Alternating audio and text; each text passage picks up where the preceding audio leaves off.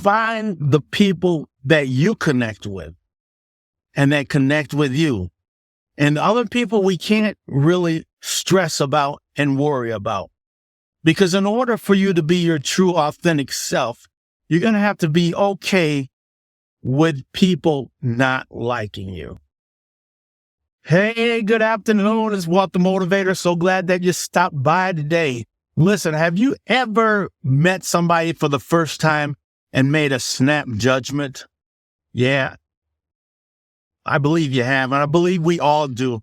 Whether we know it or not, subconsciously or consciously, we make a judgment call when we meet a person for the very first time. Let's go. Now, this is pretty complex, and I'm no doctor, but bear with me a while I try to explain what we do.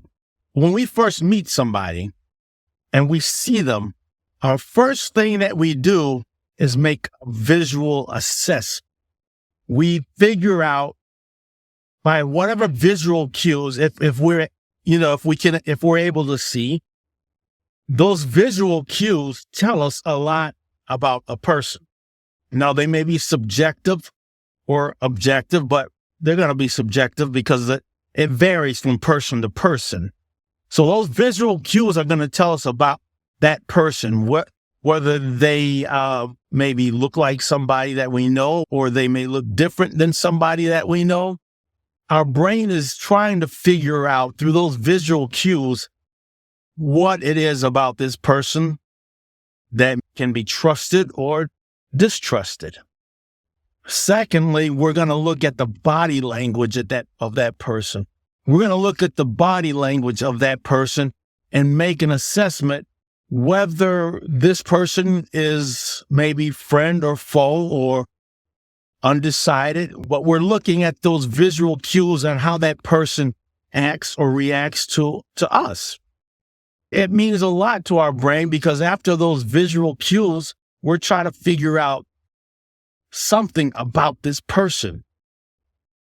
The third visual cue is the appearance. Whether this person may look maybe disheveled, pleasant, and our brain is still trying, and this happens in a matter of fractions of seconds. We're looking at how this person appears. Are they confident? Do they appear maybe vulnerable, or do they appear strong or not strong? Another thing that we look at is that person after the appearance. We look and we try to understand the context in which we see this person. What frames the whole atmosphere? Where are we seeing this person at work? Are we seeing this person in a recreational area? Are we seeing this person in a business setting? Maybe just having fun at a park or something like that, or at a restaurant? Our brain is still trying to figure out and is categorizing this person, whether we believe it or not, whether we know it or not, is trying to fit this person into a pattern of something that we have seen or something that we maybe have never seen before. It's going to categorize that person. Maybe we're seeing this person in a social gathering. Then we have certain expectations on how to behave around this person or how this person should behave around us. And those begin to make impressions on our brain and on our mind. Do we like this person initially? Or do we dislike this person? Maybe we like the clothes that they're wearing. Maybe they carry themselves in a certain manner that we like and appreciate and feel comfortable with. Maybe we dislike them. Maybe they have a certain cologne or perfume that we don't care for. Maybe they are wearing our favorite color, or maybe they're wearing our least favorite color. We're making those calls constantly in our mind and in our brain. Then there's parts of them that maybe make us curious to know more about them. What is it that they have or that they present themselves as that make us curious to want to know them more, or to pursue a certain type of relationship with this person? What makes us curious about this person? And like I said, there may be a certain type of aversion that we have towards something that they have presented themselves as. What I'm talking about today is first impressions, and not only in real life, because I'm here to help you and to motivate you in real life, but not only here, but on social media too. What about us maybe attracts or repels certain people? Now, I don't want you to take this too harshly. I kind of want you to take this with a grain of salt, because there are so many people in the world, so many kinds of people in the world, and we can never be everything to everybody. Do you know what I mean? There are going to be people who like us no matter what. There are going to be people that dislike us no matter what. So you can't please everybody. And that's my point here, is to find the people that you connect with and that connect with you. And other people we can't really stress about and worry about. Because in order for you to be your true, authentic self, you're going to have to be okay with people not liking you.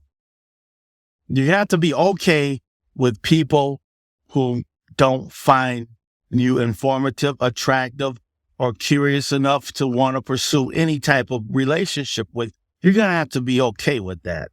You cannot control what people think and feel about you. You can control, though, parts of you if you would like to. I mean, we all make that first visual assessment. You can control how you appear to a person. You can control how you look. If you want to present yourself in a business type of way, then you would dress in a business type of uniform or outfit or suit or whatever. If you want to appear as a person who does homesteading, then you're not going to want to be dressing up or in business suits or anything like that. You're going to dress appropriate to the people that you want to reach when it comes to your channel. If you are a homesteader, then you will dress like a homesteader. I mean, you'll be having the bib overalls. So you'll be having a lot of things. Maybe you have the boots that they wear, that, I don't know. You see what I'm saying right here? If you're dressing as a Wall Street type person, then you're going to want to make that impression by wearing the appropriate clothing and the appropriate attire. You are going to want to present yourself to the people that you want to attract. And so you'll dress accordingly, right? Also, your body language tells a lot about who you are as a person. Are you outgoing? Are you reserved? Are you an extrovert? Are you introverted? Those cues will let people know how you are. And believe me, there are all kinds of people on YouTube. There are extroverts and there are introverts. There are well-dressed people. There are people who you would maybe consider unkempt. There are people who dress in like stage attire. There's all kinds of people. There are even people who dress as clowns. Yeah, right here on YouTube. So what I'm saying is, you find the group of people that you want to connect with, and you kind of govern yourself accordingly, but you have your own style, you have your own flow, you have your own way that you talk, the way that you present yourself to people. And that's the way it is with our channel, our whole channel. I was really surprised to learn that there's something about my channel that I did not have right. Or, there's a lot of things that I'm learning. I'm still learning how to YouTube. Now, I want to be here and to help you be motivated to continue on your journey. But I recently found out something about my channel that I believe can help you in your reach. This part of my channel I had been neglecting, didn't even know about until I saw somebody else's channel who explained that keywords are important. And I'm going to show you right now how to get to that part and how to benefit your channel by using keywords. Let's go. Okay, here we go. We are in YouTube right now. I want to go over to our profile picture. Gonna go to the studio. Yeah, it's right there. And then we're gonna come over here and go to our settings, down there to our settings, right? And this will bring us up to our channel right here. Okay, what we want to do is push that, and we're gonna look at a couple things, the language or our area where we live at. We want to make sure we have that right. Make sure that's correct, because if you don't have it, the nation or the whatever country right, then you'll be messed up. Right here, keywords. Look at how blank mine is. Nothing there. I have nothing filled in the keywords. And what I'm finding out that I'm supposed to have different phrases or different ideas or just keywords. Like for instance, putting YouTube in there, and anything we type in there, we have to have we separate it by a comma, and it will just pop right in there. Okay, YouTube. Of course, that's what our channel is about. Push that comma, and then right there it appears as a keyword. Something else right there, a keyword, some views. All right. Yeah, look at that. So we're just punching in a bunch of keywords that pertain to our channel, and not only pertain to our channel, but maybe some other channels as well. Like I said, Think Media. That's something that I listen to a lot. Put that in there. And you can put other creators and other channels in there, because this helps the algorithm give a good impression, so that when your channel is looked at by the algorithm, it can help put your video in front of the right people that you want to reach. It's about making those impressions, making that visual, like I was talking about what you do in real life. Well, we're going to do that right here on YouTube too. Adding those keywords in there. Look, you've got 500 characters that you can put in there. So that's a lot of keywords. I suggest that you go ahead and fill that all the way up. Fill it all the way up. I'm going to go to my other channel here and show you how I've filled that up. Going here again to settings, to the channel. Look at that. Fill it all the way up. All the way up. I think I got 491. Maybe I got room for one more word. If you can think of another word for me to put in that keyword, just let me, in those keywords, let me know. Put it in the comments. Let me know what I should put down there. But anyway, I hope this is helpful for you. Make sure you put in the keywords. It helps the algorithm pull your video in front of the right people. All right. So I hope that was informative, because when I first found about it, I was surprised that I wasn't even implementing those keywords onto my channel. I hope that helps you. What I try to do is to bring something that will be a benefit to you and that will assist you on your channel. And believe me, that's assisting me. That's helping me.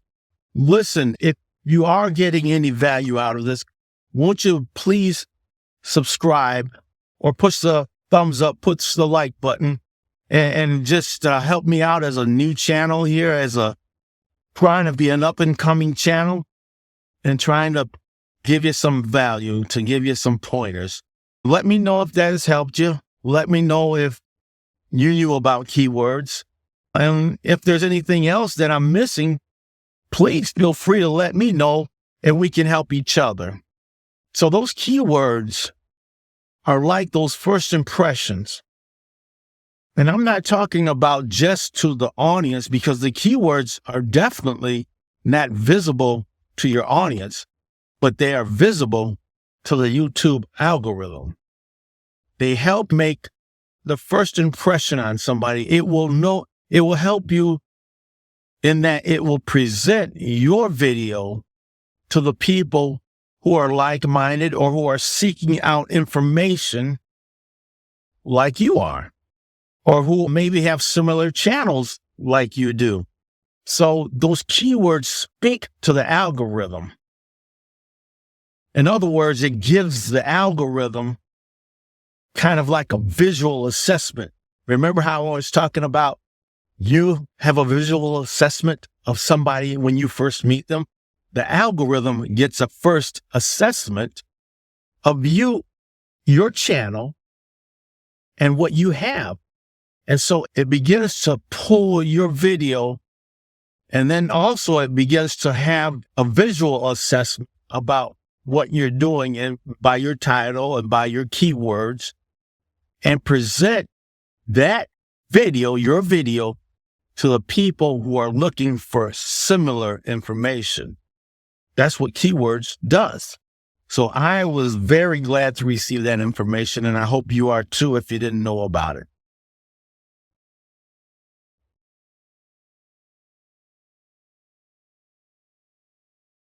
I work downtown in the city where I'm from, and I get a really good view of our downtown area. It's like a television show, really.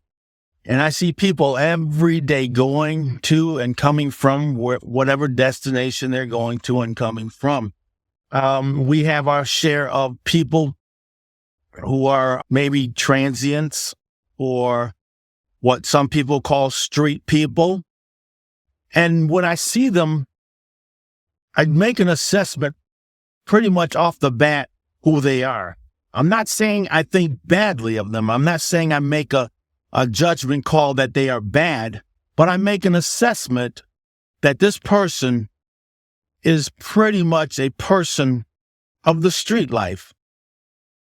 Sometimes they have their families with them, and it hurts me to see the children being displaced as well.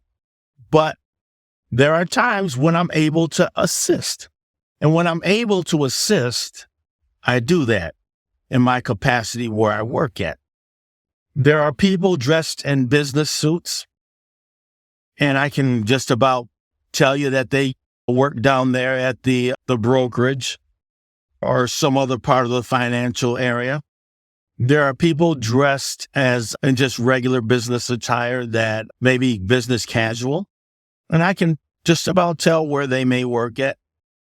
So I do that, and I make those assessments, whether good or whether they're bad. This is what I do as I see people. Now, I'm not saying that it's a bad thing to make those assessments. A lot of times, that is what we need to do in order to see and understand how to protect ourselves, how to react in certain situations. Like, for instance, there's a guy walking in front of my car right now, and he's looking in my car, trying to make out what I'm doing as I'm talking to my phone. And I see him standing back, and I see him kind of waiting for the moment to ask me for something. And I know that's what he's going to do, because that's what he has done. He's going to ask me if I have $1 or $2 to give him a bowl of soup. I make those assessments because it helps me, and it would help you too. I mean, whether you know it or not, you do make those assessments. You do make those judgment calls, whether they are right or whether they are wrong. Now, as soon as I turn my phone off, and if this guy has enough patience to stand there in the snow, he's going to ask me for $1 or $2 so that he can get a bowl of soup over here at the restaurant, the soup and sandwich place that they have. Well, they got a couple of them around. But I know that's what he's going to do. Not just because of past behavior, but because I've seen this in action. They wait around this parking lot to see people coming from various restaurants or various places of business and ask them for money. Now, I'm not saying that's good. I'm not saying that it's bad. Okay. That is just the assessment that I make because I know their behavior. I see a guy walking around or walking quickly from one place to another in a full suit. I know where he's going to go. I'm pretty sure he's going to go, like I said, to his office or job at such and brothers. You know what I'm saying? Or he is going to go to the office down there and to the attorney's buildings. I know that. It's making a call. YouTube people, you make your call. When you see people, when you see a thumbnail, when you see a title, you make a judgment call, a quick call. And that's what we're doing. That's what we want. We want to make impressions on people to listen to us, to talk to us, to communicate in the comments sections with us. We make that call. And I'm here to help you, if I can, to help you make that call. One of my videos was to try to help you, if you don't have a channel, to make a channel. And that's it right here. To get your channel started, to get you going if you don't have a channel. I'm going to have another video later on about a checklist on how you go about making your own channel and what you want to kind of concentrate on. And that'll be coming up later. But I want to thank you right now for the time that you've given me. I appreciate it. It's still my lunch hour. I'm going to finish up what I've got to eat so I can rush back into work. Thank you so much for your time. I'm Walk the Motivator, motivating you in real life and on social media to be the best you that you can be. Thank you again. Goodbye.